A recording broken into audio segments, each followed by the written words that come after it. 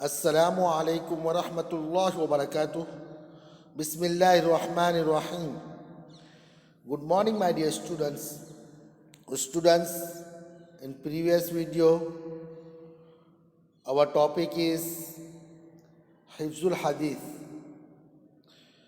and you know that every time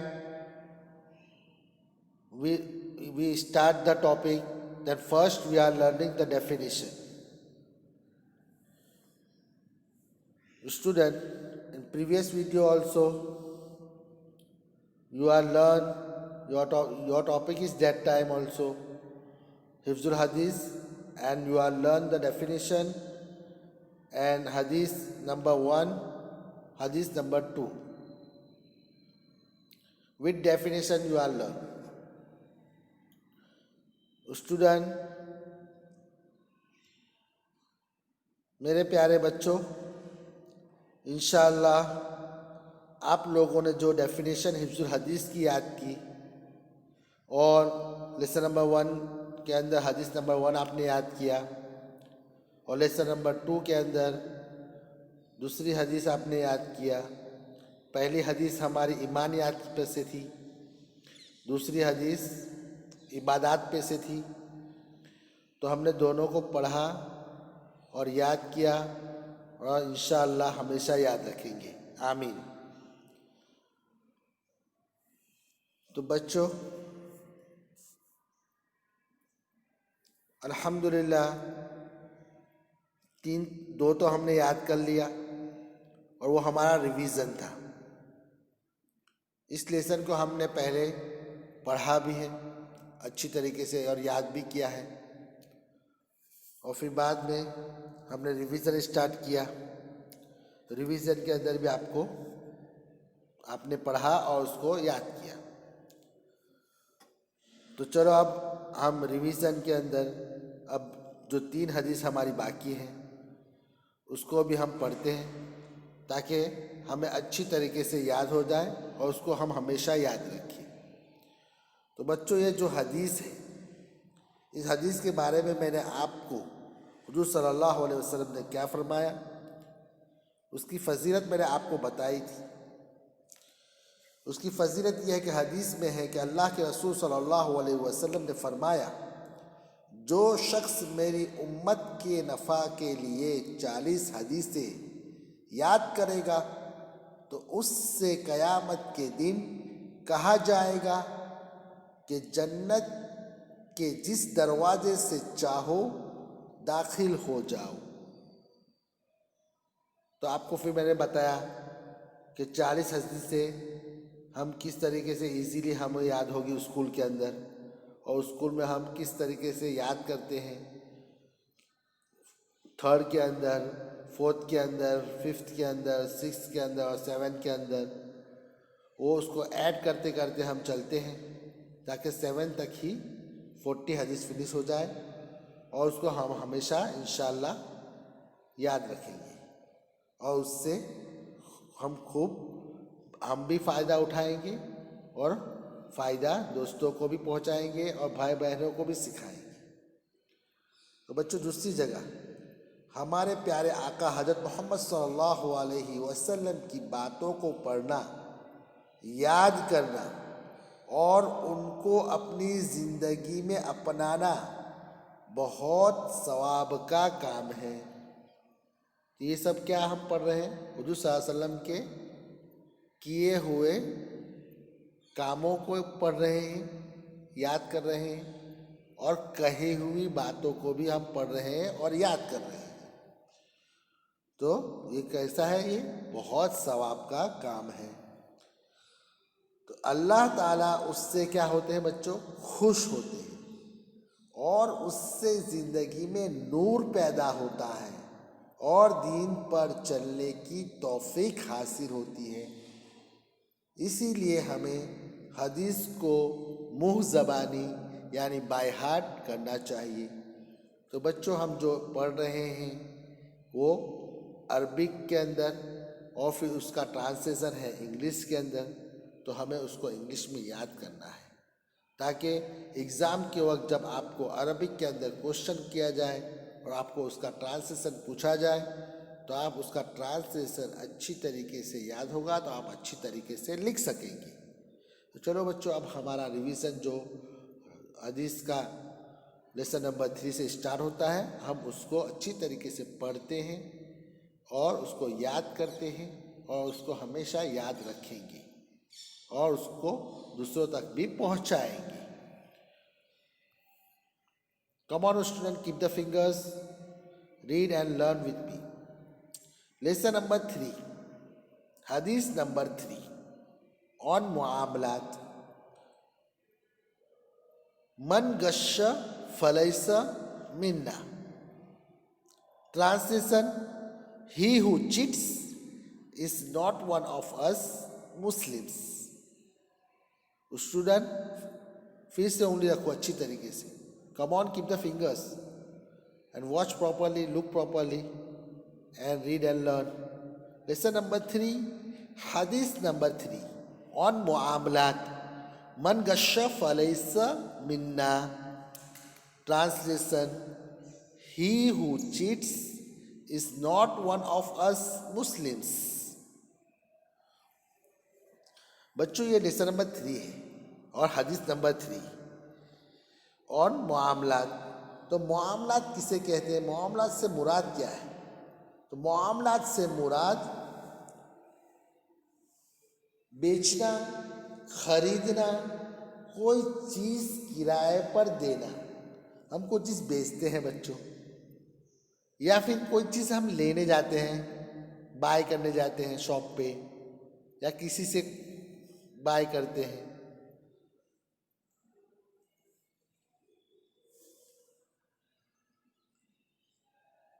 या फिर हम किसी से रेंट के ऊपर लेते हैं, किराए पे लेना। तो किराए को क्या कहते हैं बच्चों? रेंट पे लेते हैं ना हम, जो हाउस वगैरह वो सब। तो हम उसका मंथली पेमेंट पे करते हैं, तो उसको कहते हैं रेंट। तो उसको क्या करना है? किराए पे या फिर किराए पे देना, दोनों हुआ, लेना देना। तो आपस में एक दूसरे के साथ लेन देन का मामला करना। इसमें क्या हुआ कि हम लेते हैं, सामने वाला हमको देता है, या हम देते हैं तो सामने वाला हमारे पास से लेता है। तो इस तरीके से हर काम में क्या हुआ, अब इसको कहेंगे मुआमलात। मुआमलात के अंदर ये चीज़ें आती है, ये चीज़ें होती है, पेश आती है। इस तरीके से उसको ये मुआमलात कहते हैं, क्योंकि हम ये जो कर रहे हैं वो क्या है, मामला कर रहे हैं, मुआमलात कर रहे हैं किसी के साथ, या कोई हमारे साथ कर रहा है। तो ये हुआ, अच्छी तरीके से याद रखना हेडिंग। इसीलिए मैं कहता हूँ, always I am saying to you, learn the heading meaning. Anyone asks you and search you, कोई भी आपको जांचेगा कि आपको हेडिंग ही नहीं आएगा तो फिर नीचे से कैसे आएगा? क्वेश्चन पूछना, नीचे से पूछना, कोई ना भी पूछे, आपको सिर्फ हेडिंग की आपके एग्ज़ाम ले लें कि आपको ये आता है कि नहीं, और उसी पे से आपके एग्ज़ाम फिनिश हो जाएगा। तो आपको आना ज़रूरी है, इसलिए हर चीज़ को खोल खोल कर बताया जाता है।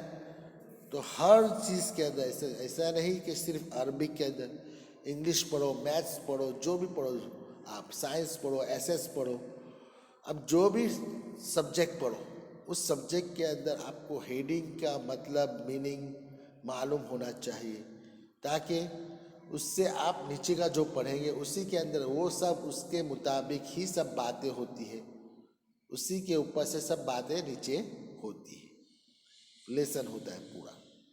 तो बच्चों समझ में आया? तो हमने जो अभी पढ़ा मुआमला के बारे में मैंने आपको समझा दिया। अब ट्रांसलेशन जो हमने याद किया, मन गश्शा फलैसा मिन्ना, तो उसका ट्रांसलेशन है ही who cheats is not one of us Muslims. हमने ये इंग्लिश में पढ़ा और याद किया।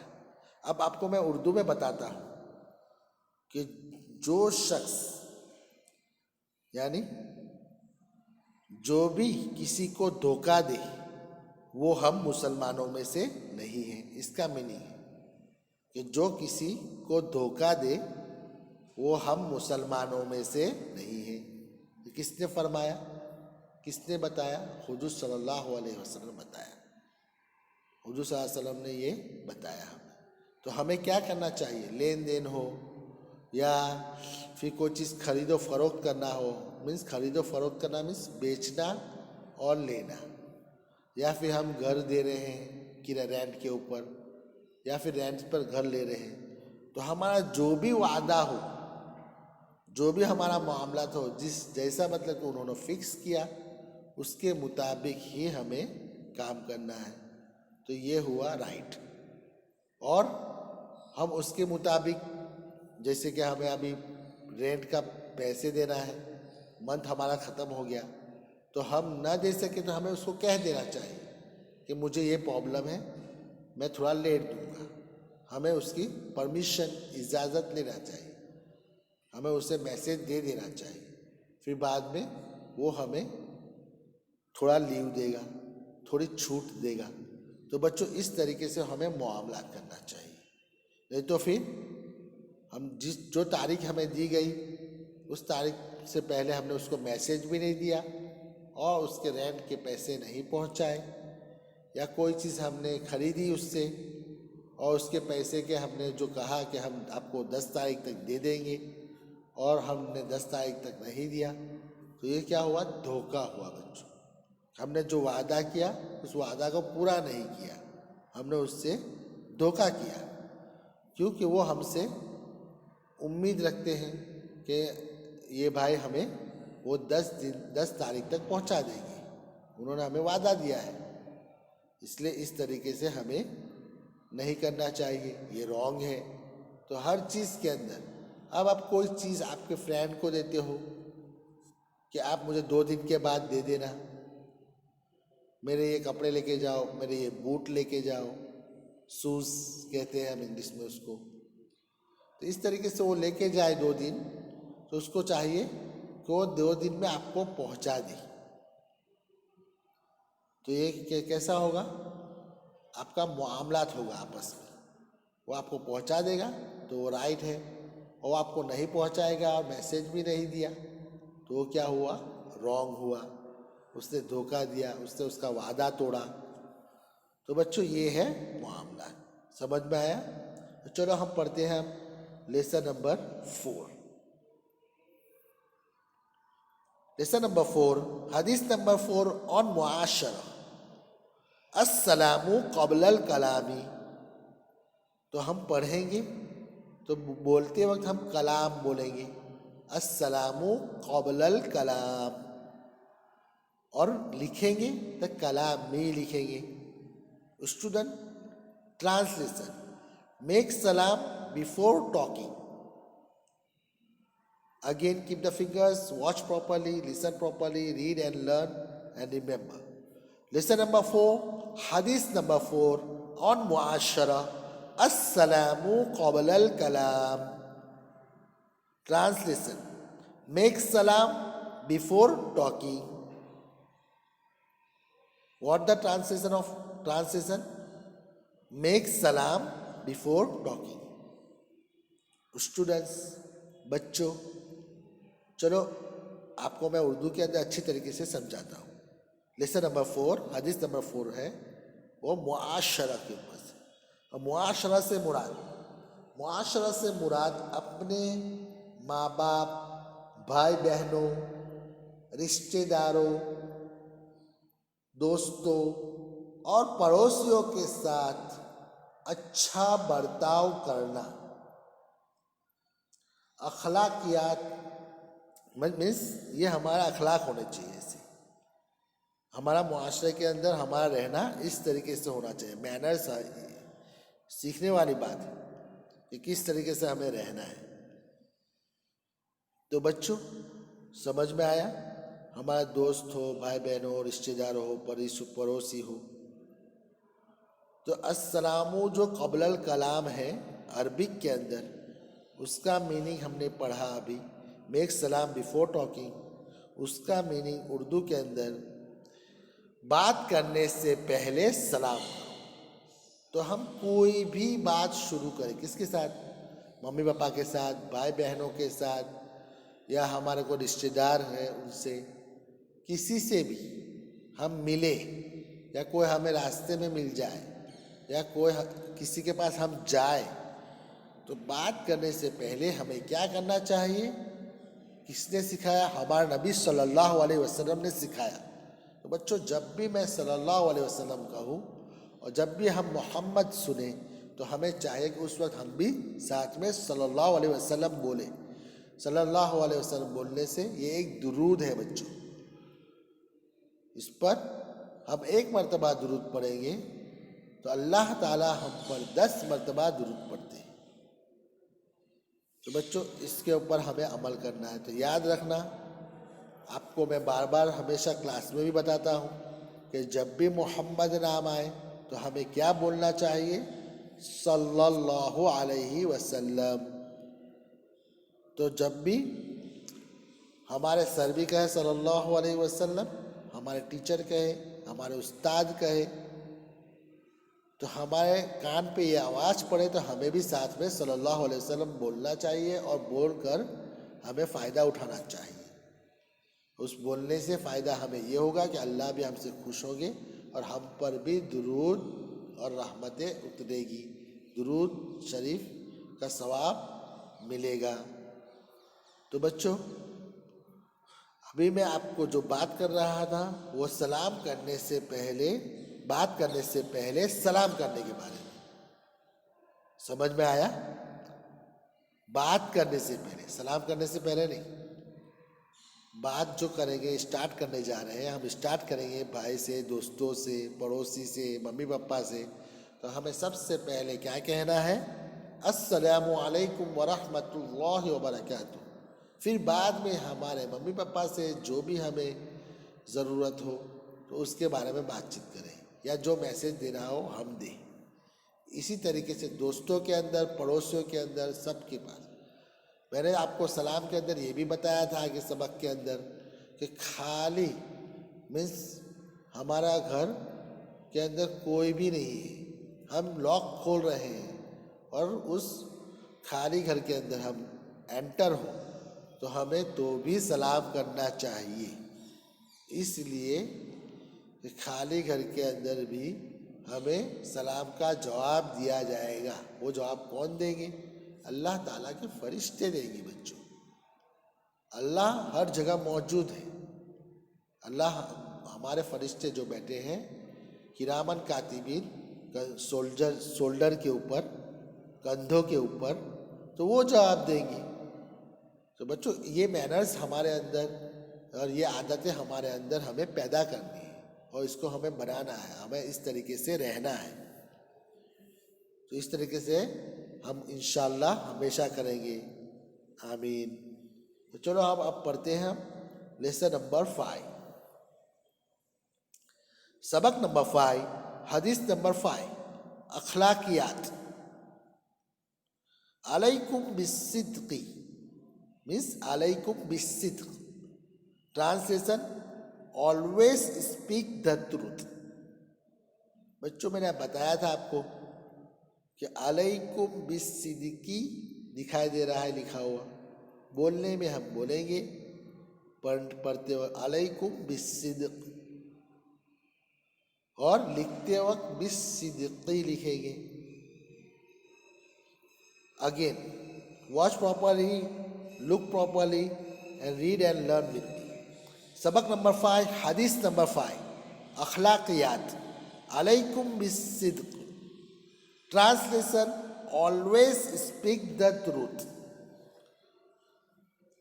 अब मैं आपको उर्दू में हेडिंग समझाता हूँ और फिर बाद में आपको उसका मीनिंग भी समझाता हूँ हदीस का। तो सबक नंबर 5 के अंदर हदीस नंबर 5 अखलाकियात की हदीस है, मैनर्स की हदीस है। तो मैनर्स के अंदर है, देखो, मैनर्स अखलाकियात से मुराद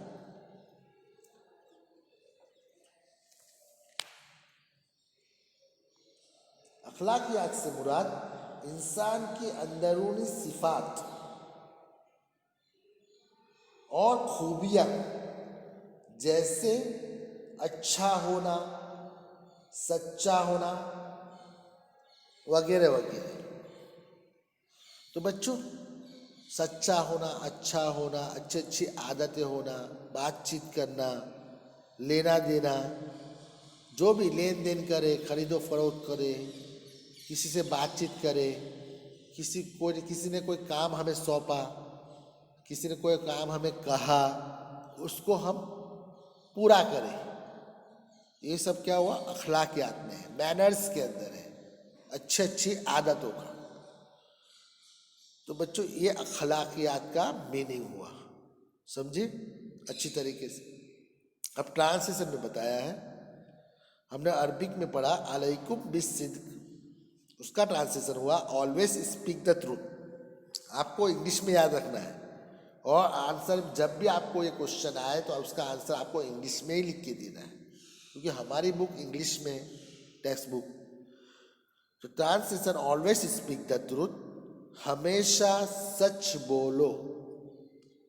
बच्चों, हमें क्या करना चाहिए? हर काम में हमेशा सच बोलना चाहिए। कोई भी चीज़ हो, हमारे पास जो चीज़ हो तो हम कह दें कि हाँ है, और कोई चीज़ नहीं है तो हम सामने वालों को साफ कह दें कि नहीं है। हमें ये नहीं करना चाहिए कि हमारे पास नहीं है तो भी हम कहें कि हाँ मेरे पास ये है, मेरे पास वो है, मेरे पास वहाँ रखा इतनी सारी चीज़ें हैं। हालांकि देखने जाए तो हमारे पास कुछ भी नहीं है। हमें पता है, हम जानते हैं हर चीज़ के बारे में हमारी, उसके बारे में हम कुछ गलत बोलेंगे, हम बढ़ा चढ़ा कर बोलेंगे, नहीं है तो भी बोलेंगे हाँ, यस बोलेंगे। तो ये क्या हुआ? झूठ हुआ। ये इस बारे में हमें बता रहे हैं हमारे नबी सल्लल्लाहु अलैहि वसल्लम के हमेशा सच बोलना, झूठ नहीं बोलना। उसके ऊपर से मैंने आपको सबक के अंदर, ये हमारा रिवीजन है, सबक के अंदर आपको मैंने बताया था, एक वाकया भी बताया था, एक किस्सा सुनाया था शेख अब्दुल कादिर जिलानी के बारे में, कि उनको उनकी वालिदा ने जब पढ़ने के लिए भेजा, स्टडी के लिए भेजा, तो वो पढ़ने के लिए निकले तो उनको रास्ते में डाकू लोग मिल गए, जंगल था। तो जंगल के अंदर जब डाकू लोग उनको लूटने लगे, थीफ कहते हैं इंग्लिश में, वो उन्हें लूटने लगे, मीन्स उनसे सब माल लेने लगे, जो हो सामान। तो वो सब लेते वक्त उनको भी पूछा गया तो उन्होंने हाँ कहा। तो इसी 2-3 मरतबा उनको पूछा गया तेरे पास है, तो क्या हाँ है, यस यस, इस तरीके से उन्होंने कहा। तो बड़े बच्चा है, वो बच्चे थे, उनको उनकी अम्मी ने घर से कहकर ही भेजा था, कहा था कि झूठ कभी मत बोलना। तो उन्होंने सच ही कहा, लेकिन उनको भरोसा हुआ नहीं। तो उन्होंने क्या किया, जो उनका बॉस था उस बॉस के पास लेकर गए। तो बॉस ने भी पूछा, तो बॉस ने फिर बॉस को भी उन्होंने यही जवाब दिया कि हाँ है मेरे पास। तो फिर बॉस ने उनको पूछा कि कहाँ है।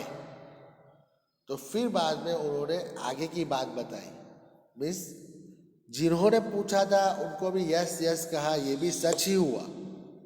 अब बॉस ने उनको ये पूछा कि कहाँ है, तो फिर बाद में उन्होंने वो भी सच बता दिया। हाथ ऊपर किया तो हाथ के जो अंदर वाला जो हिस्सा है, तो वहाँ उनकी अम्मी ने उसको सिलाई से सीकर उसके अंदर जो पैसे रखे हुए थे,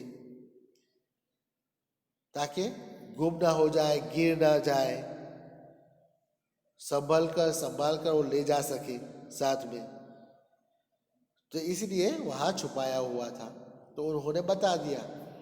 तो बताने पर उससे कितना बड़ा फायदा हुआ सच बोलने के ऊपर, कि वो जो थीफ थे, जो लूट रहे थे सबको, डाकू लोग थे, वो तमाम के तमाम इस बात के ऊपर इतने मतलब कि वो हुए, इतने मुतासिर हो गए उनके ऊपर इस सच, बच्चे का सच बोलना और बच्चे का ये बताना कि मेरे अम्मी ने कहा था कि झूठ ना बोलना, झूठ मत बोलना।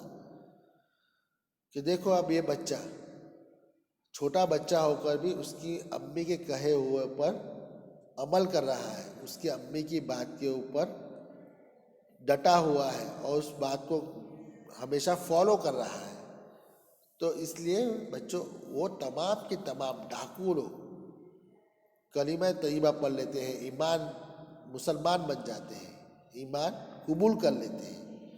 एक छोटे से बच्चे की सच बात से कितना बड़ा फायदा हुआ। उन्होंने जो लूटा था पूरी जिंदगी के अंदर, और इनको भी जो लूटा था वो सब पहुंचा दिया, और उन्होंने कसम खा ली कि अब के बाद हम कभी भी चोरी और इस तरीके से लूट मार नहीं करेंगे। तो बच्चों इस तरीके से हम भी हर अच्छी आदतें डालें। जैसे हमें रास्ते चल रहे हैं, हमें मना किया गया है कि रास्ते में कचरा मत फेंको, रास्ते में हम थूके नहीं, हम किनारे के ऊपर दीवार जाकर ख़राब भी ना करें। जो डस्टबिन होता है उस डस्टबिन को यूज़ करें। इस तरीके से किसी से बात करें या किसी का कुछ काम करें तो जो जिस तरीके से हमें दे उसको उस तरीके से ही लौटा दे। जो जिस तरीके से जिस टाइम पर गए उस टाइम पर उसको पहुंचा दे। तो हर बात के अंदर हमें सच्चा रहना है और सच बोलना है। तो करेंगे बच्चों इस तरीके से इंशाअल्लाह। अल्लाह ताला हमें अमल की तौफीक अता फरमाए। आमीन। अस्सलामु अलैकुम व रहमतुल्लाहि व बरकातुहू।